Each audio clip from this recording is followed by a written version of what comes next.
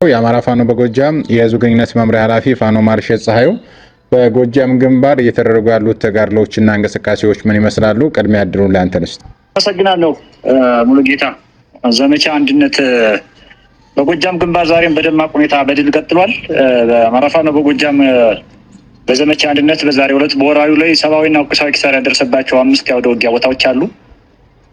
የመጀመሪያው 5ኛ ክፍለ ጦር መንገሻ ቴከም ክፍለ ጦር ማለት ነው። ወንበርማ ብርጌድ በዛሬው ዕለት ከሌሊቱ 12 ሰዓት ጀምሮ እስከ 3 ሰዓት ድረስ ባደረገው የደፈጣ ማጥቃት ስልት ማለት ነው ሽንዲ ከተማ በመግባትና በአካባቢው ባለ ጠላት ላይ ከባድ መብረቃዊ ምት በማሳረፍ በጠላት ላይ ሰብአዊና ቁሳዊ ኪሳራ አድርሷል። በዚህ ምክንያት የሙትና ቁስለኛ ቁጥር እስካሁን ያልታወቀም፣ ምክንያቱም በርከት ያለ ኃይል ተደምሷል። መረጃውን ማግኘት አልተቻለም። የሽንዲ የመጀመሪያ ደረጃ ሆስፒታል፣ የአካባቢው ያሉ ቤተክርስቲያኖችና የወራሪው ያለበት ካምፕ እንደዚሁ በቁስለኛና በአስክሬን መሞላቱን አረጋግጠናል። ሁለተኛው የነፍስ ወከፍ መሳሪያ ተማርኳል። ሶስተኛው ተተኳሽ በሺዎች የሚቆጠር የብሬን እና የክላሽንኮቭ ተተኳሽ ተማርኳል። በአጠቃላይ ይህን ቀጠና ማለት ጎጃምን ከቢዛሞ የሚያገናኝና በእኛ ቋንቋ የአማራ ፋኖ በጎጃምን 5ኛ ክፍለ ጦርን ከቢዛሞ እዝ የሚያገናኝ ቀጠና በመሆኑ እጅግ በጣም ጠንካራና እንደ ተርብ የሚናደድ ፋኖ ያለበት የጀግና አካባቢ መሆኑ ይታወቃል።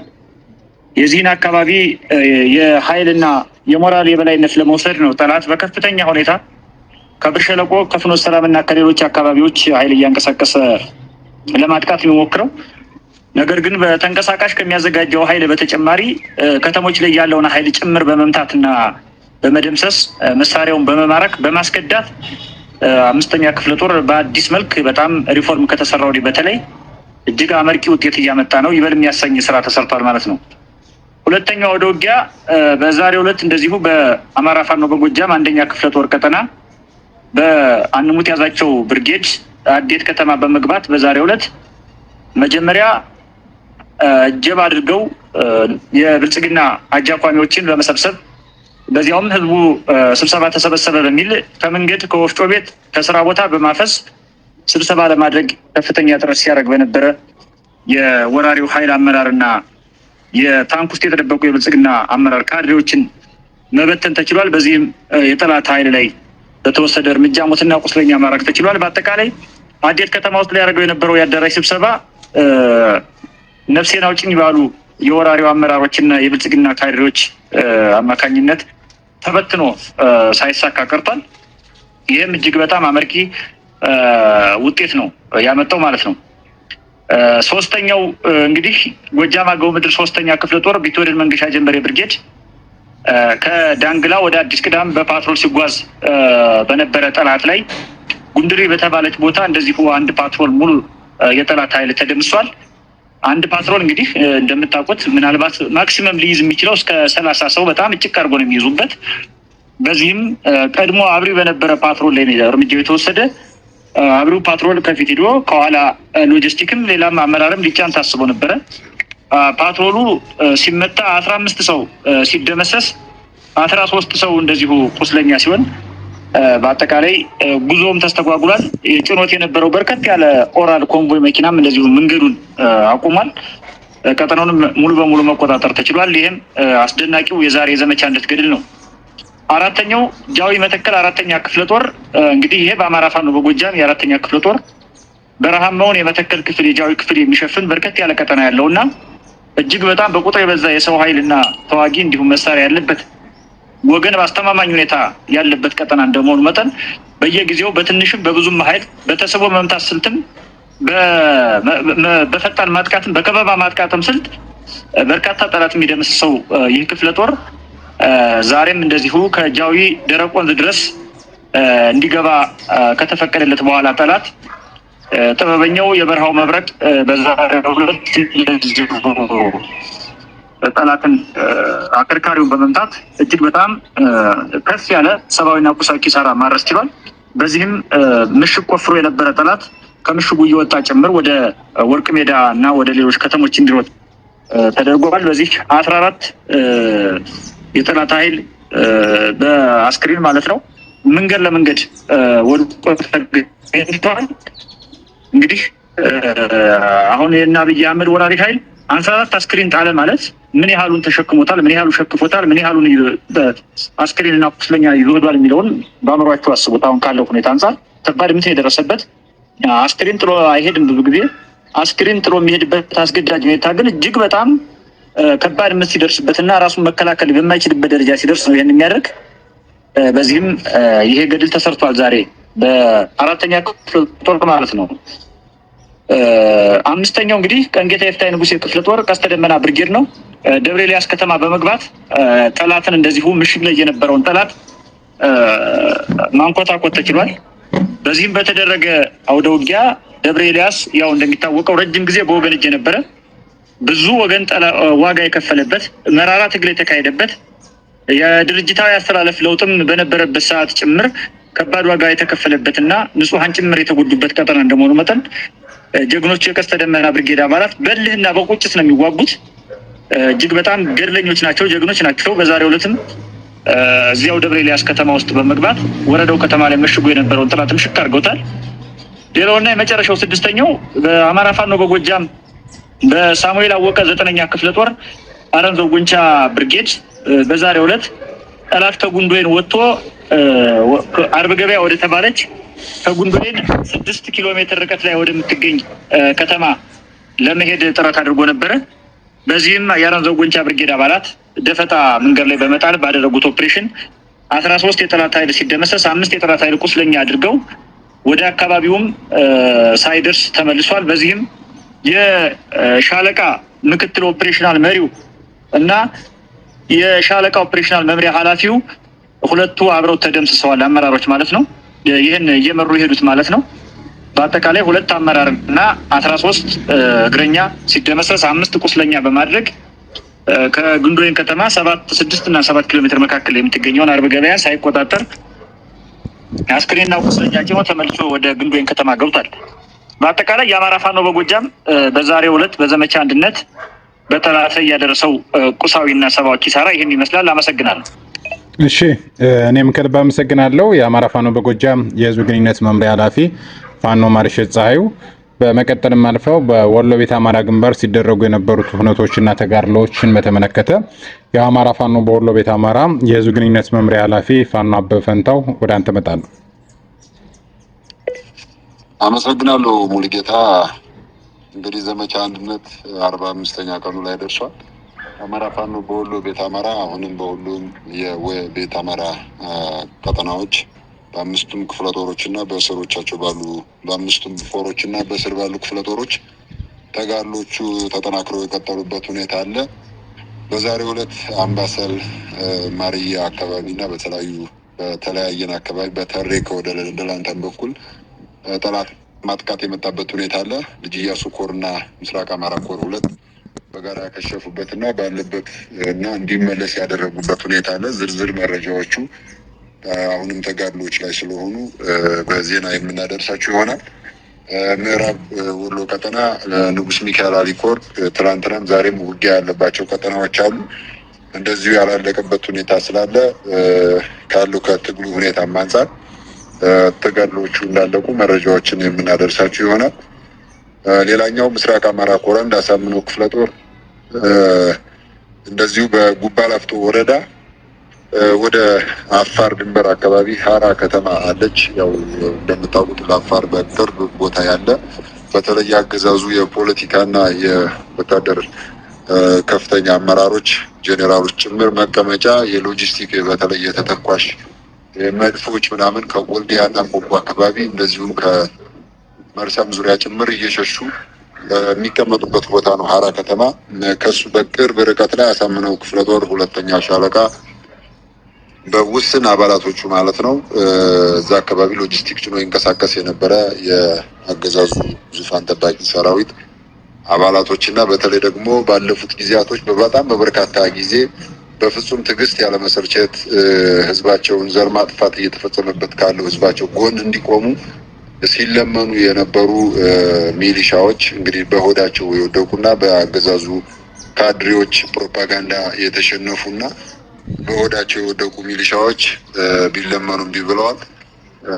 ለዚህም ትላንትና በአሳምነው ክፍለ ጦር 2ኛ ሻለቃ በጣም ከባድ የደፈጣ ጥቃት በመፈጸም በርካቶቹ ሙሉ ለሙሉ ሙት የሆኑበት ሁኔታ የተፈጠረበት ሁኔታ አለ። ምንም ቁስለኛም የተረፈም አይመስለንም እና 11 እና ከዛ በላይ ሚሊሻዎች ብቻ የተደመሰሱበት ሁኔታ አለ። አሁንም የደፈጣ ጥቃቶቹ ተጠናክረው የቀጠሉበት ሁኔታ ነው ያለው። አገዛዙ በተለይ ክረምት ከመግባቱ በፊት የአየር ሁኔታውን በዳመናና በዝናብ ከመከለሉ በፊት የድሮን የጀት ጥቃቶችን ከላይ ከታች ደግሞ በእግረኛ በመካናይዝድ ጭምር የተደገፈ የማጥቃት እቅድ አለው። እቅዶቹ ቀድመው እየተበላሹበት እቅዱን ስናበላሽበት ደግሞ እንደምታውቁት ሳምንትም 15 ቀን እስከ ወር ድረስ የሚበላሽበት ሁኔታ አለ እና ከሚያዝያ 1 ጀምሮ የማጥቃት እቅድ ነበረው። እንደምታስቡት አሁንም እስከ ሚያዝያ 30 የሚል እቅድ ነበረው።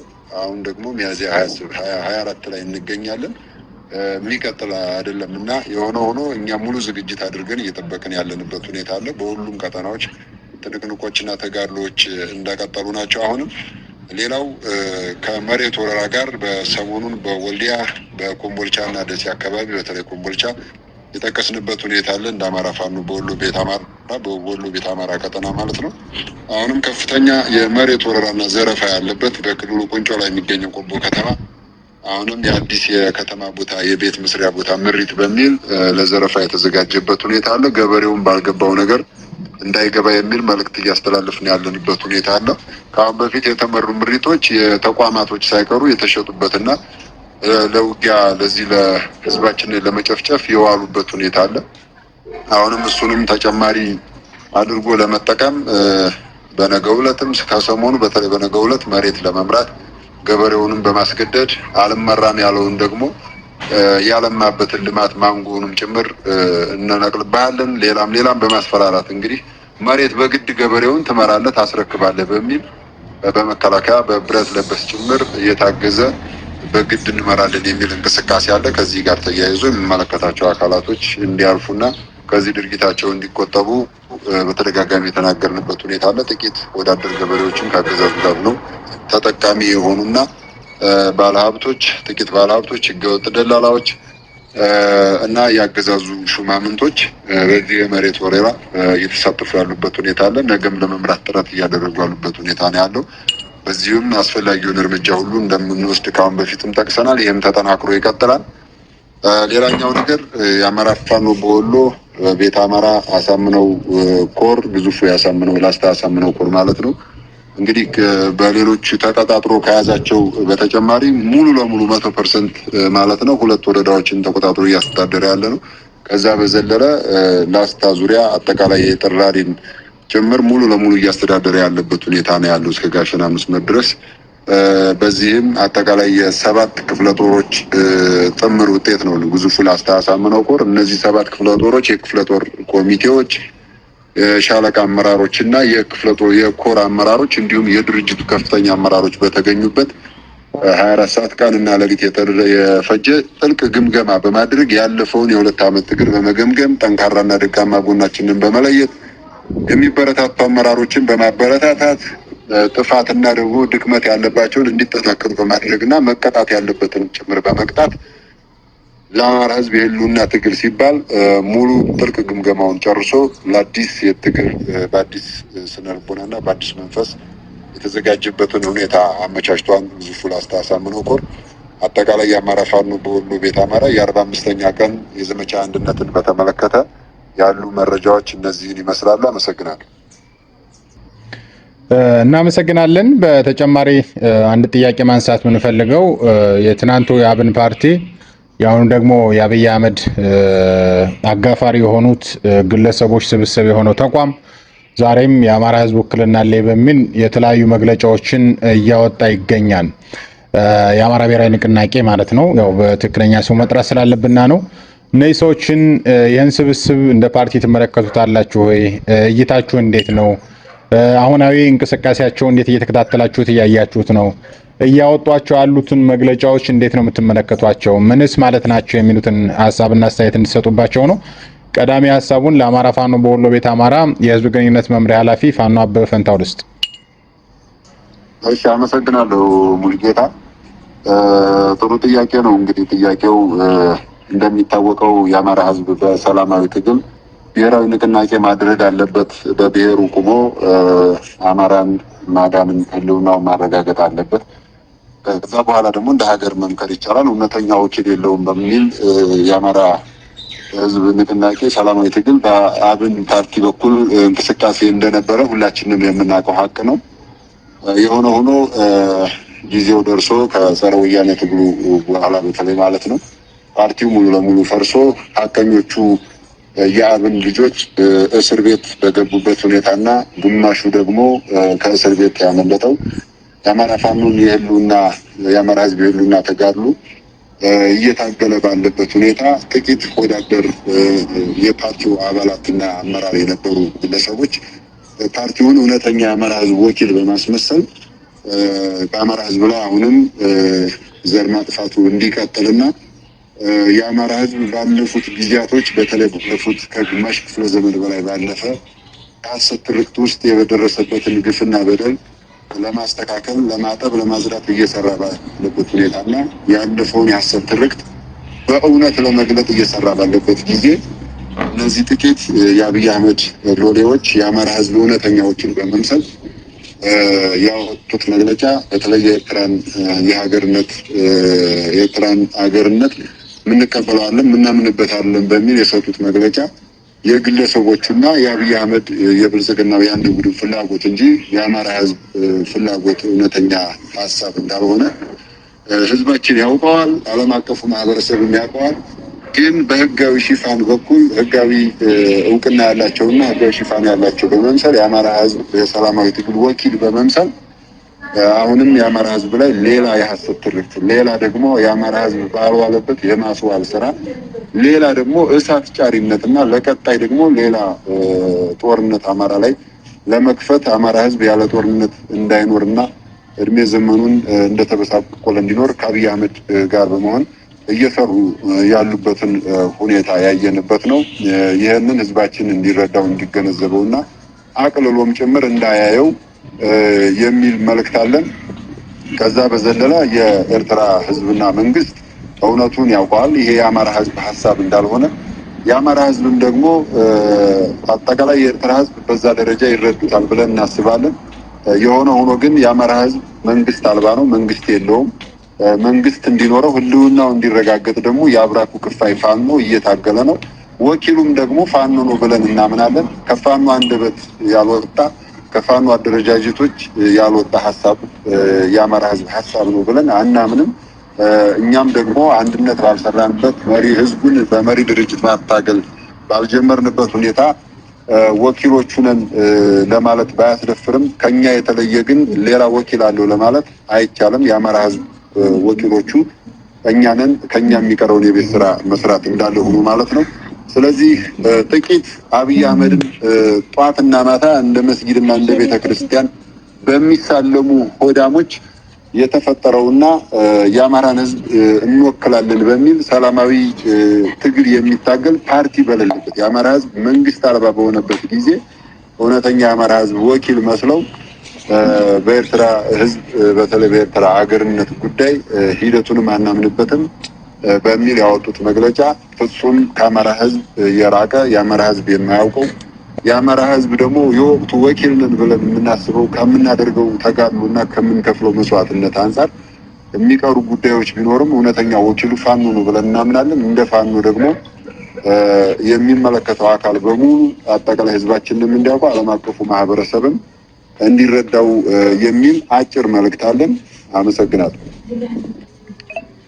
ከልብ እናመሰግናለን። የአማራ ፋኖ በወሎ ቤት አማራ የህዝብ ግንኙነት መምሪያ ኃላፊ ፋኖ አበበ ፈንታው በተነሱት ጥያቄዎች ላይ የአማራ ፋኖ በጎጃም የህዝብ ግንኙነት መምሪያ ኃላፊ ፋኖ ማርሸት ፀሐዩ አጠቃላይ የቀጣይ እቅዳቸው ምንድን ነው የሚለው በተለይ እነዚህ የፓርቲው እንቅስቃሴ እያደረገ ያሉ የህዝብ ውክልና የሌላቸው ነገር ግን ራሳቸውን ለሆዳቸው የሸጡ ግለሰቦች የቀጣይ እቅዳቸውን ጨምሮ አብረህ ብትገልጽ።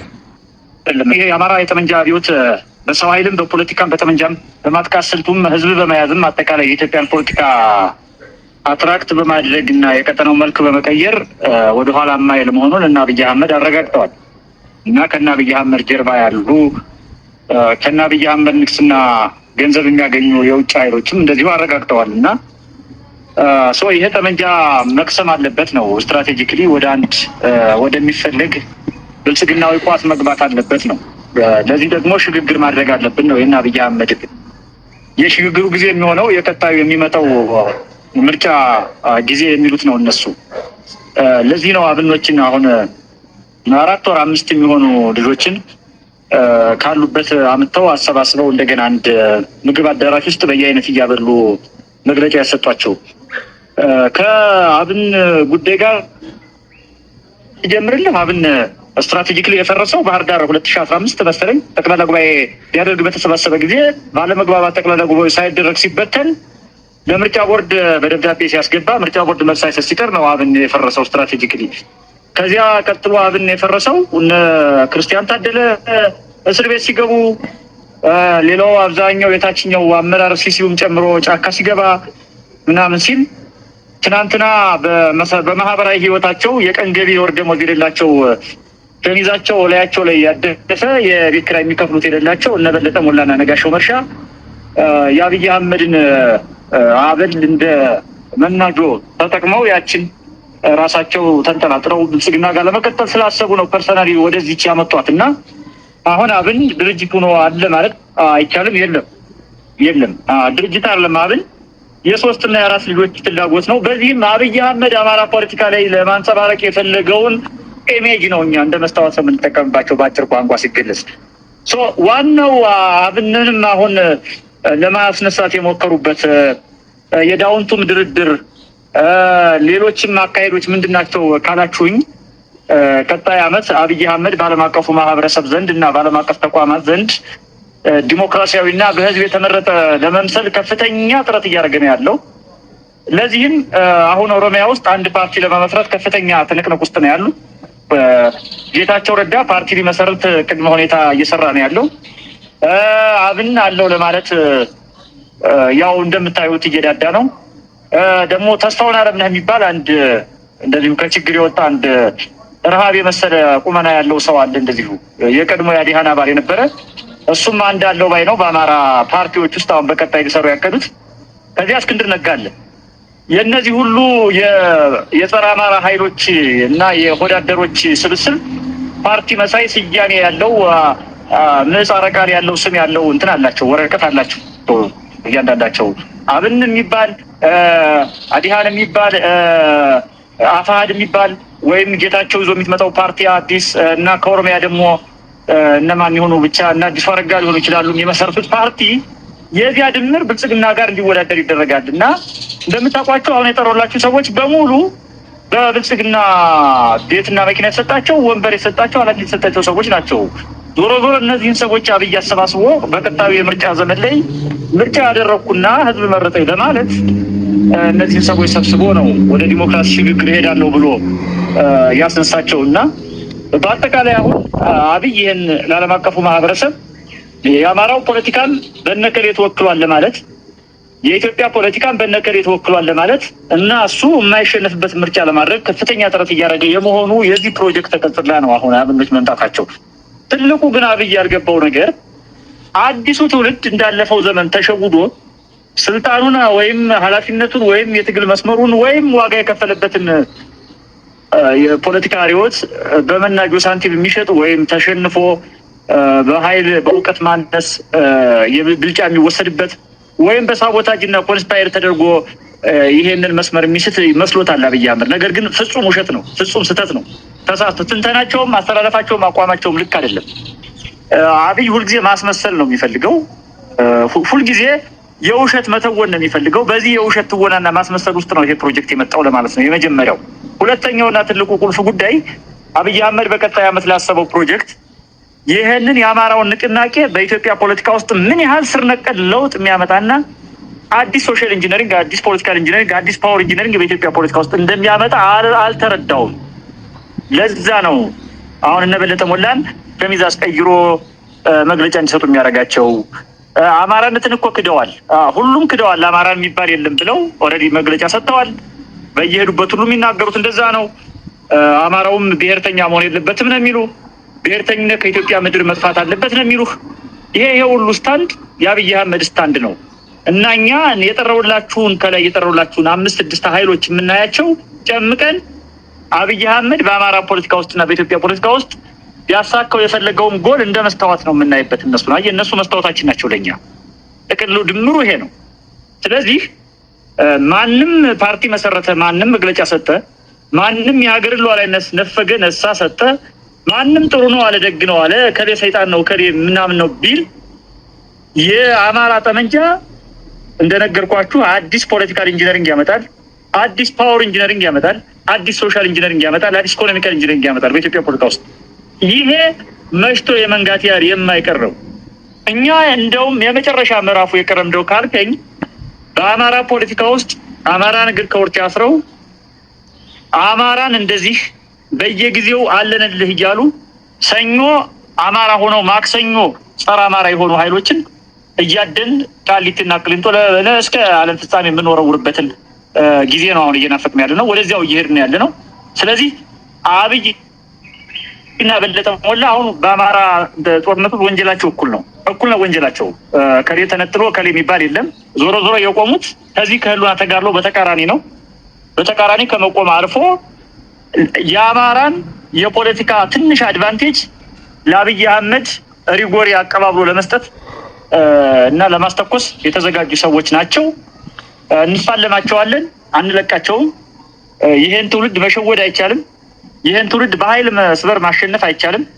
የዚህን ትውልድ የድል መንገድ፣ የድል ግስጋሴ፣ የዚህን ትውልድ የፖለቲካ ዓላማ ማስቆም አይቻልም። በዚህ ታውት፣ በዚህ ስታንዳችን እነሱን ተፋልመን አብረን ከና አብይ አህመድ ጋር ቆሻሻውን ጠርገን እንጥላለን። ይሄ ግን ከብልጽግና ከወደቀ በኋላ በኢትዮጵያ ፖለቲካ ውስጥ እንደዚህ አማራንን ባይጸር አማራዎች፣ ኢትዮጵያዊንን ባይጸር ኢትዮጵያዊዎች፣ ሌሎችም ጸረ ህዝብ፣ ጸረ አንድነት፣ ጸረ ሰላም የሆኑ ኃይሎች ለመጨረሻ ጊዜ ተጠራርገው ወደ ቆሾ የተራራ ማከማቻ የሚወረወሩበት ጊዜ እንደሚሆን እርግጠኛ ሆኜ መናገር እችላለሁ። ስለዚህ አብንን የማየው በነገርኳችሁ ስታንድ ነው ለማለት ነው። አመሰግናለሁ።